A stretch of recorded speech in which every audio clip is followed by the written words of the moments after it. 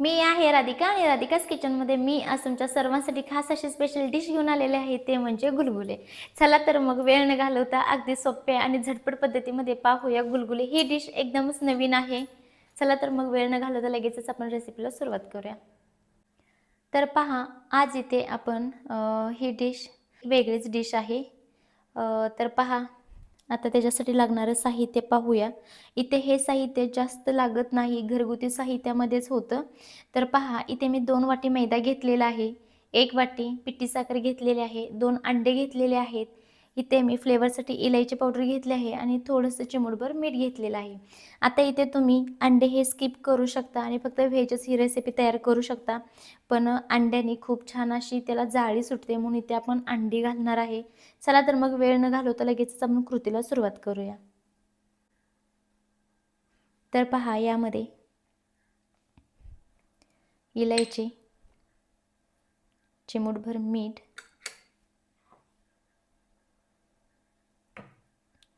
पिठी साखर आणि यामध्ये आपण 2 अंडे फोडून घेऊया.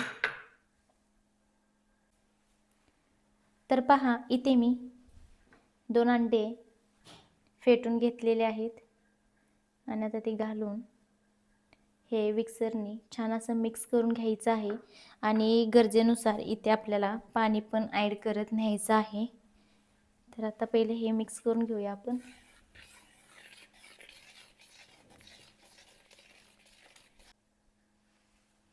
आता यामध्ये पाणी ॲड करून घेऊया.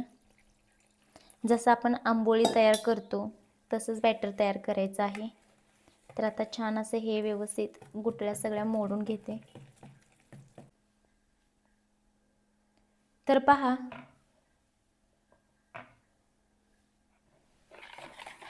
हे आता व्यवस्थित मिक्स करून झालेलं आहे आणि आता इथे आपल्याला 10 ते 15 मिनिटासाठी झाकून ठेवायचं आहे.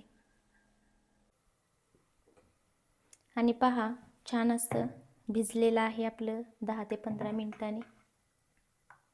आता आपण तळायची प्रोसेस पाहूया. तर पहा, इथे तेल गरम होण्यासाठी ठेवलेलं आहे आणि ते तेल गरमही झालेलं आहे.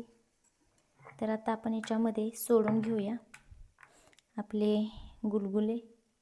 हे व्हेजही बनतात आणि नॉनव्हेजही बनतात. तर पहा, तिखटही बनतात आणि गोडही बनतात. जसं आपण मालपुआ तयार करतो सेम त्याच पद्धतीने.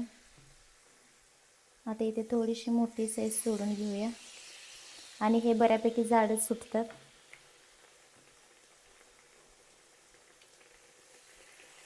त्याला पाकात वगैरे टाकायची काही गरज नसते. तर पहा, किती छान फुगलेले आहेत.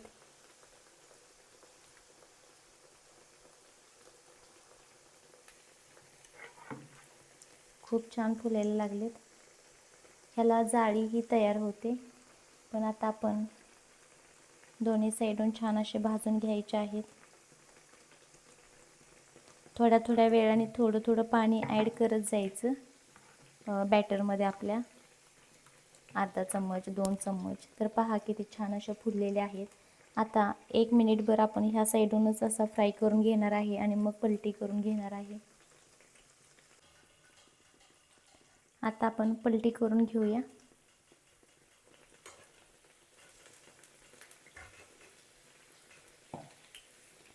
इथे तुम्ही साखरेऐवजी गुळाचाही वापर करू शकता आणि गुळाने खूप छान होतं.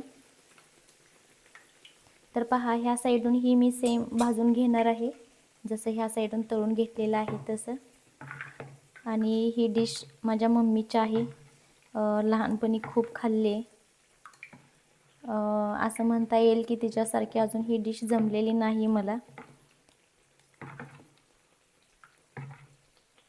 आता हे तळून आपण हे काढून घ्यायचे आहेत 2 मिनिटांनी.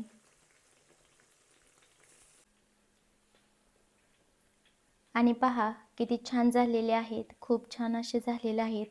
पण इथे तुम्हाला मी टिप्स सांगेल पुढे. तर पहा, हे क्रिस्पीही होतात आणि जर तुम्हाला क्रिस्पी नको आहेत तर तुम्ही जाडमध्ये सोडू शकता. ज्या वेळेस आपण पॅनमध्ये तेलामध्ये सोडत आहे त्यावेळेला.